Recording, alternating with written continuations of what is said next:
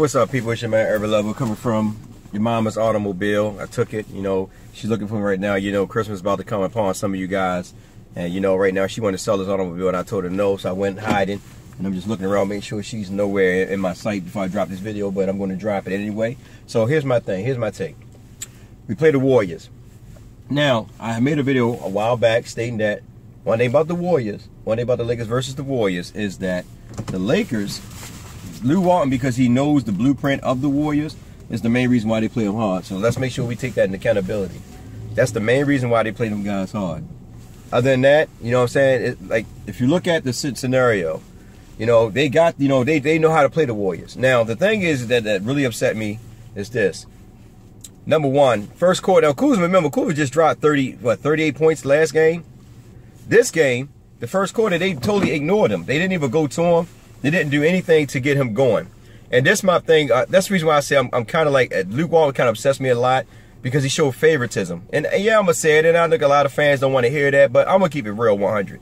All right? He shows favoritism. Now, Brook Lopez, 3 games in a row, he didn't do crap. So what they do, they try to get him going. They went to him early. They made sure they try to get Brook Lopez in the Florida offense. Still ain't do crap. I mean, he probably had one good game in there, something like that, but he hasn't done crap. And I told guys from the beginning, when me and Dan, the Laker fan, talked about it back in Summer League, where we seen Kuzma, we say, man, this guy gonna be freaking awesome. And actually, Dan called it out. And I've been found Kuzma, you know, ever since I've been watching this game, stuff like that. And, you know, fans going to go according to what the media say, oh, he had no defense, you know, he's slowing his foot, when in reality of it, the Lakers, to be honest with you, they play smothered defense. And they don't play man-to-man. A lot of them don't play man-to-man. Only one that's really good to me, man-to-man, is Julius Randle and Lonzo Ball. They're two are good man-to-man defenders to me. And only why Julius Randle is probably good man-to-man because he's playing out of his position. He's playing slow centers where he actually can stop them when they try to back him down. He has enough muscle strength to keep them from moving him. But anyway, Kuzma told Lonzo Ball, third quarter come, he said, bro, I'm about to go off. Lonzo Ball said, I got you. I tweeted that, not that conversation, but I tweeted during the third quarter. I said Lonzo Ball and something to that line of effect. I said Lonzo Ball and Kuzma are going to go. They're going to go off. You know, they're going to look for each other. And I've been saying it over and over again. Lonzo Ball loves Kuzma. Kuzma is the one that makes Lonzo Ball that much better, and as they basically make each other better. The reason why I say that, because if you look at Ingram, and I'm nothing against Ingram, because Ingram's still raw, and all this come down to Luke Walton. Forget about Ingram going ISO. Forget about KCP taking all those shots and just constantly keep taking shots like John Stark did back during Pat Riley days. This comes down to the coach. Why I say that? Because the coach allowed these guys to do what they do on the floor. Kuzma noticed that he's not being in an option, you know, as in a Florida option. What I mean by that, he's not the number 1 option. He's not the number 2 option. He's not the number 3 option. He's like the number 4 or 5 option. So Kuzma takes whatever the defense gives him. So he's one of them instant offense type players. I told people over again, the difference between him and Ingram is still learning. Kuzma has come in the NBA right now and actually set himself in a position. Anytime Kobe, Kevin Durant, and Draymond Green acknowledge Kuzma, that's saying something. And see, we still keep talking about Brandon Ingram. When this guy has averaged 20-something points in the last 20-plus points in the last 4 games, shooting a high percentage of what, 48-50%, and he's doing it against top-notch teams.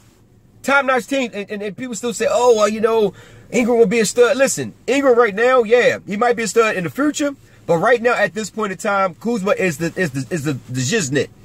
Kuzma should be the first option on that offense. Period. I hate to say it, but Kuzma make Lonzo good. When Lonzo run with Ingram and KCP. You notice at the last, you can go back and look at his stats. The last 5 or 6 games, you notice the assist total had dropped. Why has they dropped?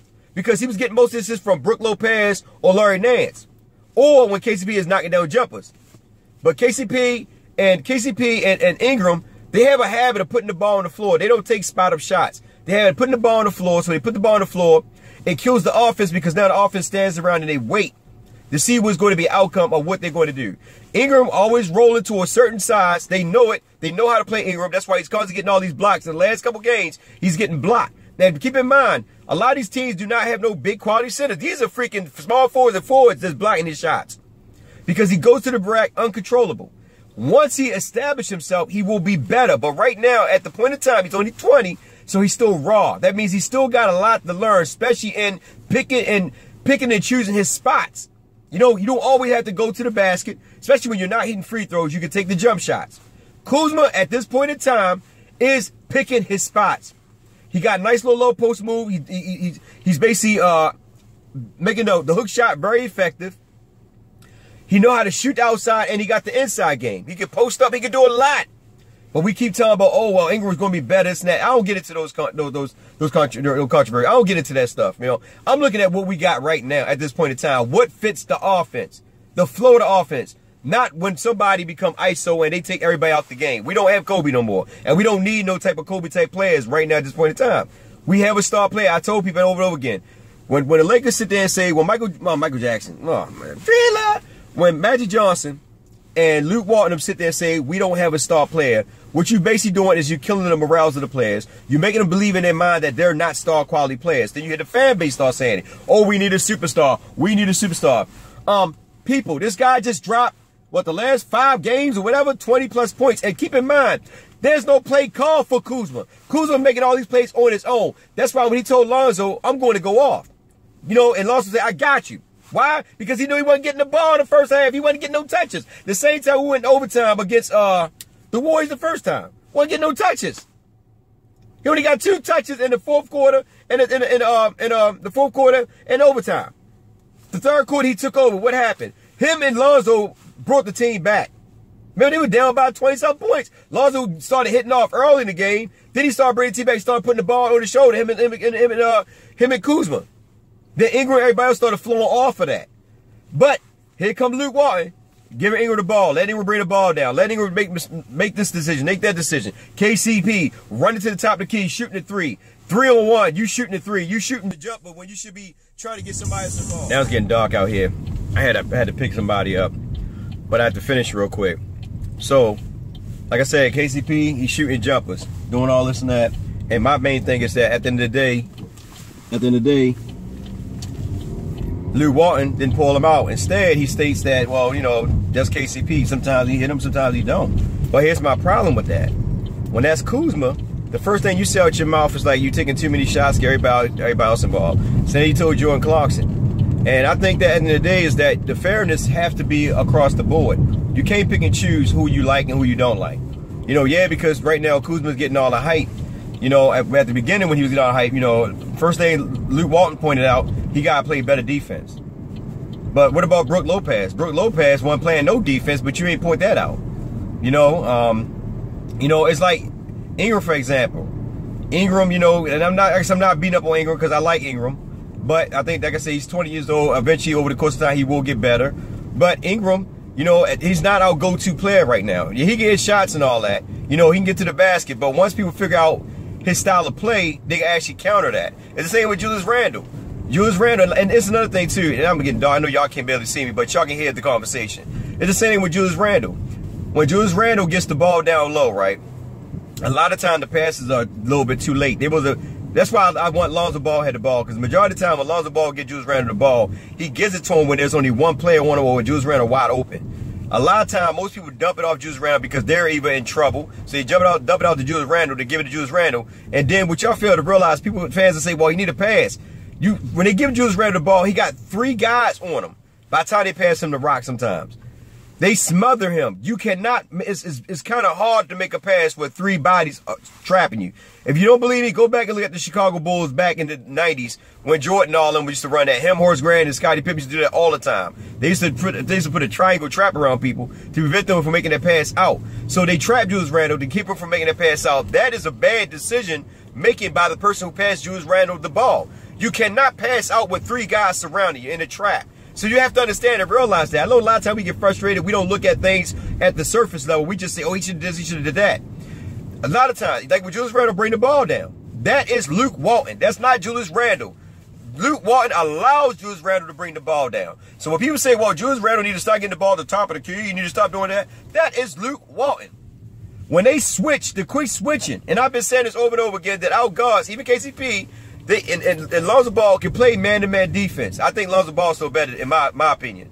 Now, even with that being said, Luke Walton have to get those guys to learn how to fight through screens, fight through pick and rolls, and pick their man back up. That quick switching is what the main thing that's killing us. Turnovers. We already know the turnovers. Okay, I know somebody was talking about, you know, the Lakers have a lot of turnovers. That's true.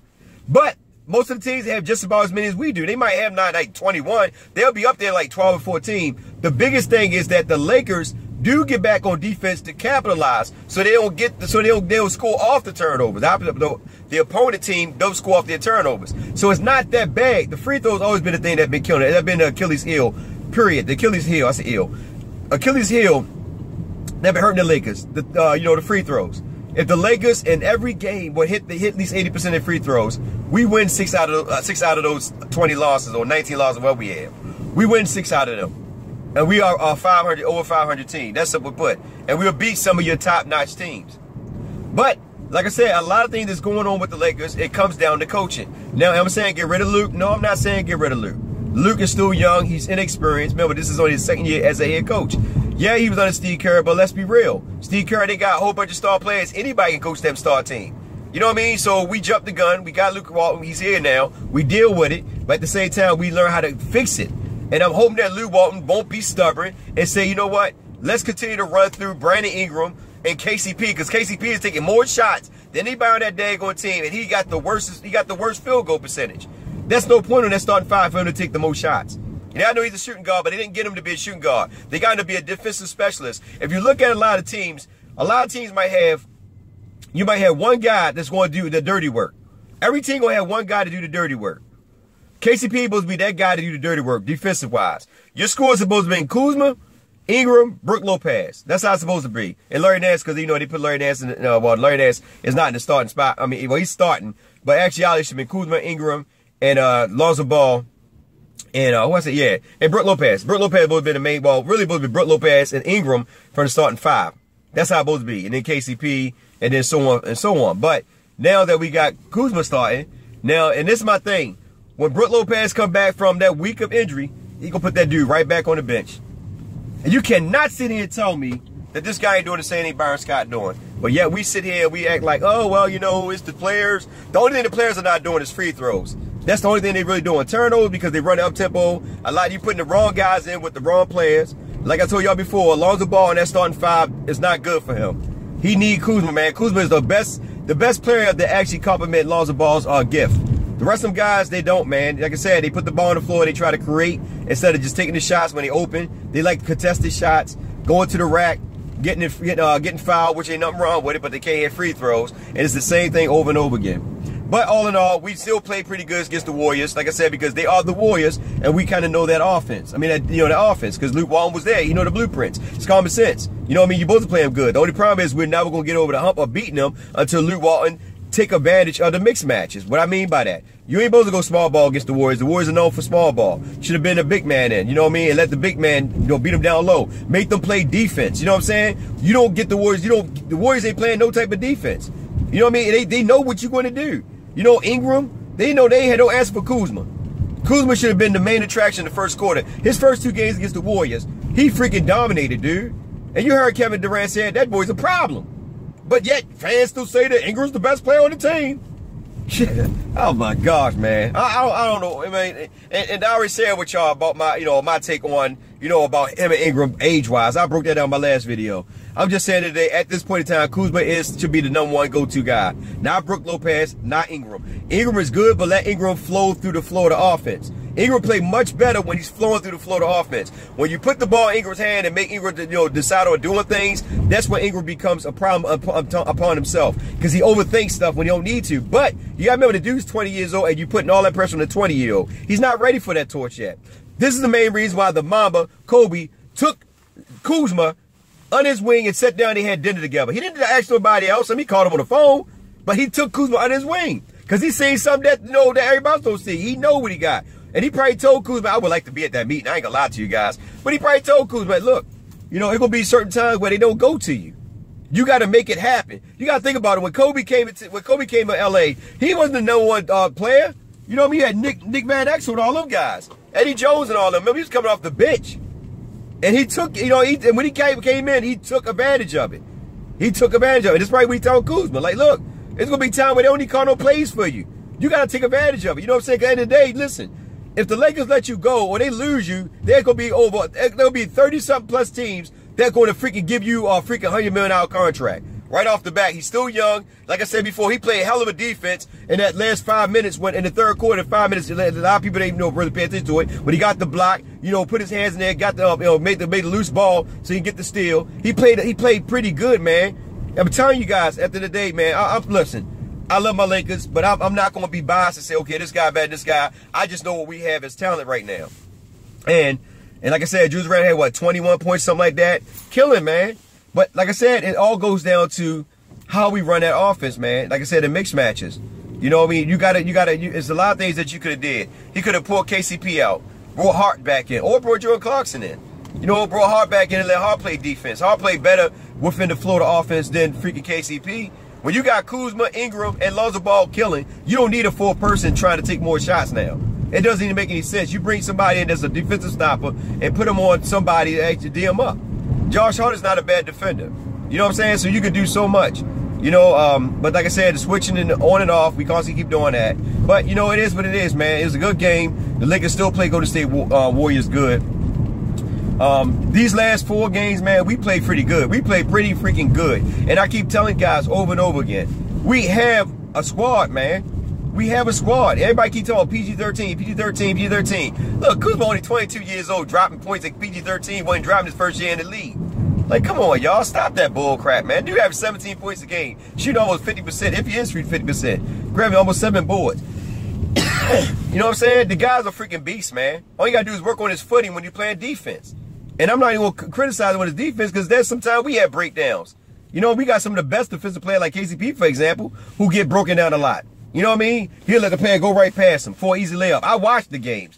And I don't look at it with my freaking, well, whatever you call those things, the boxers, whatever you want to call it. I watch the game. I see what I see, man. And I told people over again, you go to Kuzma. Let Lonzo Ball, let Lonzo run the offense. And that's what they did. They did it the last game. Lonzo Ball took over.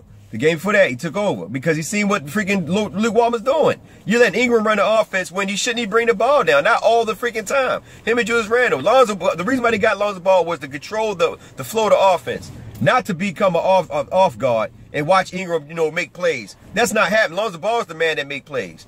But yet, we do the same thing over and over again. But anyway, it's your man Urban Love. It's getting dark out here. Pretty soon y'all ain't gonna see my faces, my teeth, and my eyes. I want to end this video. I love you guys. Y'all know what it is. Get in the comment section, tell me what you think. Y'all take care. Have a blessed day. And most of all, be safe out there.